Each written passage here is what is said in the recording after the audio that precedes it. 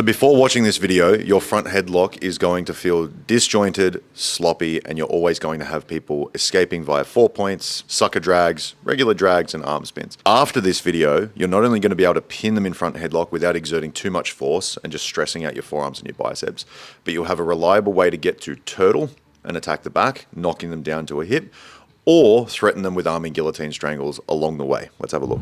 Ideally, what they want to do from here is get back to some sort of offense. And now, against most people, it's usually going to be something of pulling out and away, trying to get towards a 4 point, trying to get to a more athletic position, and then resetting from there. And they've got a couple of different things they can do. They've got drag outs, they've got sucker drags, they've got arm spins, and we're going to deal with all of their offensive procedures first, and then we're going to look at some attacks. So a really good way of defeating the majority of those things, if my elbow starts to become low and I go across Dean's chin like this, he can easily start to drag me out. Exactly right. If I hold onto this tight, he might use two arms to go for a sucker drag, but the whole thing is predicated on my elbow being down towards his collarbone rather than up towards my hip. And so if Dean if we change nothing else, but I change the position of my elbow here and I'm not holding any tighter or any looser, if he tries to reach for my elbow now, it's a lot further away. And when he does try and drag me out, because my lat is a lot stronger than his pec going this way, I'm going to win this battle. But of course, it's only because I'm 60 kilos heavier than Dean. Anyway, so once we've got that base covered, what do we do with our second hand? Our second hand is going to be roaming here. It can be inside the bicep, pulling towards us. It can be posting in the tricep, some direction here. And then we pretty much got our upper body grip set. I want to make sure that you guys are focused on the side of your chin strap. Your shoulder, the front delt, is somewhere between his shoulder blades, further towards his neck, then further towards his lumbar spine. Because if you're too far forwards, you're not putting a lot of direct pressure. And Dean will tell you that this is significantly different from me being down here right between his shoulder blades and I'm pulling up with my elbow nice and tight. You'll also notice that my left leg is floating around here, driving weight forwards into him. And if I wanted to put all of my pressure into Dean, I'd start to come up off my right knee. So my right knee doesn't want to be on the floor. It'll put me in a more athletic position, and it'll also make sure that there's a good amount of consistent pressure within his shoulder blades here. So we're just going to get into this position. Dean's going to try and drag me out. I'll have a poor elbow position. When I have a poor elbow position, he drags me out.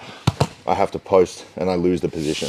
When I've got a good elbow position and I'm driving my weight correctly, he reaches up for that elbow. It's much more difficult. If he tries to turn the corner here, I just simply move with him and cut him off before he can make that exchange.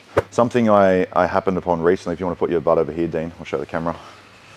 Well, you did that the longest way possible. If you don't get them dragging out, what they're probably going to try and do is pop up to a 4 point. Now, in order for them to do that, yeah, exactly, the hands have to come to the mat.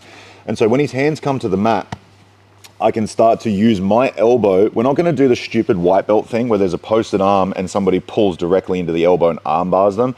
You can really fuck your elbow doing that. Essentially, it's an arm bar because their shoulder and their hand are controlled, and then you're slapping their elbow in backwards. Don't do that. It's different from what I'm about to show you.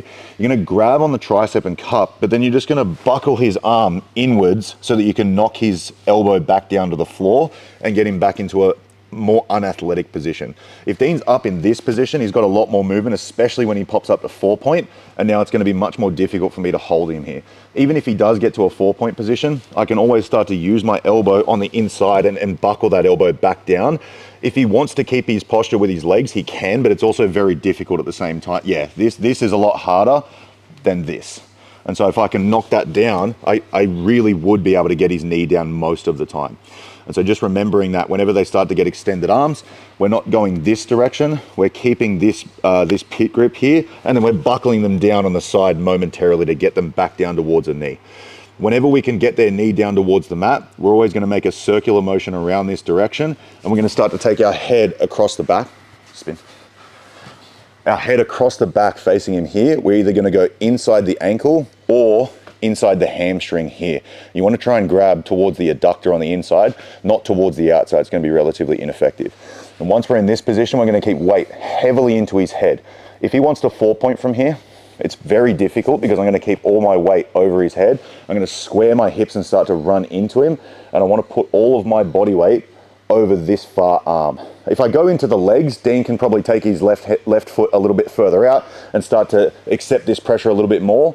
But if I go with my entire body weight, including his body weight, over that arm, It's extremely difficult with not a lot of pressure. And if Dean wants to do this to me, the exact same thing. So if I come up into a 4-point position, come around the corner, Dean, grab the hamstring, weight over the back of the head, put all my weight into my left leg, I won't move. Put all my weight into my left hand. Yeah, this is fucking hard. I want to take an elbow here. So it's very effective regardless of what your body types look like. Dean's obviously a very handsome, jacked, muscular man. So when we get to this position, they start to prop up onto their hands, get into a 4-point. We're going to cut their elbow down and in and start to put a lot more weight down onto this near side. As soon as we see that his hamstring's available, we're going to reach to the far side of the adduct on the inside of the leg and pop my head facing across his spine.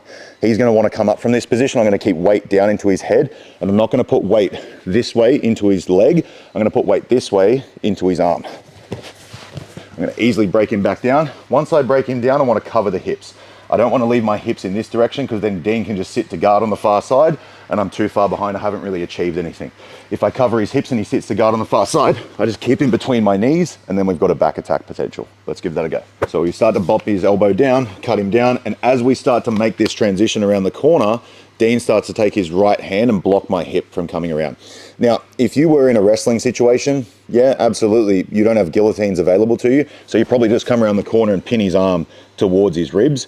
But if we're in a jiu-jitsu situation, we've got a free shot at an arming guillotine here, we're definitely going to take it. So these only work when his arm is situated around my hip and blocks me from coming around the corner. If he doesn't put his arm around the corner, don't sit into a guillotine here. You'd rather take the back and attack from turtle. So when he does put his arm on top of my hip at this position, I'm going to keep my chin strap the entire time. I'm going to heist with my secondary hand underneath over the top of my chin strapping hand, or underneath I should say, and I'm going to pull everything up so I can sit his neck right into where I've got my my bicep covering his ear, or my forearm covering his ear, and my ribs covering his ear at the same time. This is really important to get a good strangle. Then I'm not going to sit flat on my back. I'm going to drive my right elbow down towards the floor because I want my right hip to be the first thing that contacts the floor. Notice how my left leg comes towards the ceiling. So if Dean wants the cartwheel over the top, he's just going to run into my leg, and it's going to be a very effective method of keeping his hips in the right position. If I'm lazy with my left leg and he cartwheels over this side, no amount of strength is ever going to finish this guillotine, and you're pretty much going to put yourself in a position to get past.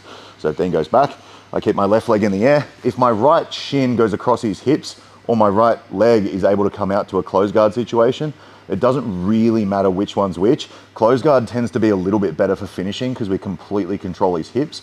But if you do get stuck in this situation, it's not the end of the world. The most important thing here is that his head gets down towards the mat. My elbow and my rib line cover each of his ears, and then I can start to cause a compression as I rotate my thumb into the front of his neck here, and I crunch everything down in this direction. So, why would we go to arming guillotine out of a turtle situation? Is if we start to break him down from a 4-point position, we cut his elbow back down, and as we go to make this transition, he sticks his arm out. As soon as he sticks his arm out, I link my hands together over my chin strap. I drive everything down to the floor with my right elbow being the thing that leads, so I can get down to my right hip first. Notice how my body's facing across him towards his far shoulder. I'm not flat on my back like this. I can squeeze Dean pretty considerably here, and it's not going to be nearly as effective, and you'll definitely get the old that felt like a crank rather than a strangle.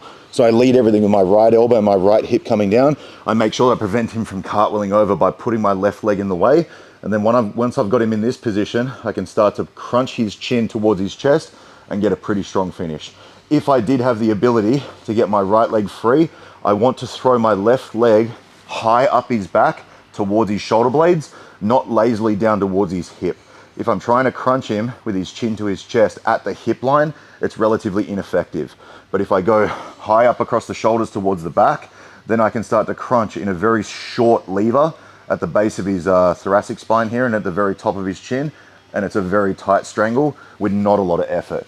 When you guys perform this, you can even ask Dean this, you shouldn't be tensing to a very high degree. It should be very precise, where you're just crunching his chin towards his chest a little bit as you back heel in towards his spine, and you should get a pretty decent finish. Let's give that a go. All right, let's look at one more go behind that is extremely high percentage that prevents this arm from coming out around the corner. So we know what to do when the arm doesn't. We know what to do when the arm does come around the corner. We've got another method of preventing this arm from coming around the corner. And simply what we're gonna do is we're gonna take a far side tricep grip on this side, and then we're gonna come off our chin strapping hand short into the near side of the armpit here. So now when Dean tries to cut his arm around the corner to try and go towards my hip, he can't. So I can always start to flank him in this direction. Once I get towards this, I'm not gonna make the mistake of going all the way over the far side while I've still got this arm drag in place, exactly, because Dean's gonna go elbow to elbow and hit a far side shoulder roll, and I'll end up getting Makokomi'd over. So this is a very common mistake that most people make. They try and reach, they see the back and they try and reach too quickly, they get overzealous, and then they get rolled over the back. So what we're not gonna do is that. What we're gonna continue to do is get towards this near side hamstring. You see this in freestyle wrestling and folk style wrestling a fair bit, and it's a very useful grip. If you wanna be zesty, you can always use a butt drag. If you like sending weight down in towards their hands, but a hamstring grip is always a nice option for your training partner as well. Isn't that right, Dean? So we're keeping this drag grip until we can keep weight into his hands, end up getting towards covering the hips, and now we're in a really good position to attack turtle. I'll give you guys one more option that I've been using a lot from the turtle position. Again, remembering the best way to attack a turtle, is, especially is breaking them down, is keeping them between your knees the entire time. So what we're gonna do is we're gonna stay behind the elbows. I'm gonna search for where his elbow is and take my knee outside the line of his elbow to compromise his base.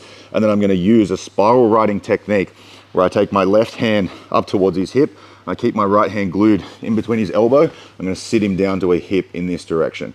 Once I'm here, I can start to claim a seatbelt because he's in an unathletic position.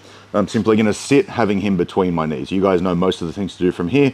Keeping this this bottom hook on this side in a position to be able to come out is a really great idea. If I keep my leg underneath Dean, what he can start to do is just hip switch off that side and start to run away from me here. Yeah, exactly right. And then I'm unable to use that right leg. So it's always a good idea to keep them in this top head and arm, slightly turn to your left and free your right leg so that now you can use it to start to thread in towards bottom hooks, or you could even start to go top hooks and start to take him to the other side. It's a nice little breakdown sequence. Very reliable, very efficient. So we're in our front headlock position. We start to go towards the hamstring. We want to get this arm out of the way. I come off the chin strap, I go to a near side drag, and then I pull his elbow across. I search for the hamstring, not the far side, because I don't want to get Makokomi'd. I take my head across his spine at this time, and I lean his weight forwards into his hands. Now, once his weight is in his hands and I can cover his hips, I'm free to be able to take a tight waist on this far side. I don't make the mistake again of going too deep. It doesn't really work here, and it's giving him more of a defensive opportunity than it is for me for offense. So I always keep a short tight waist.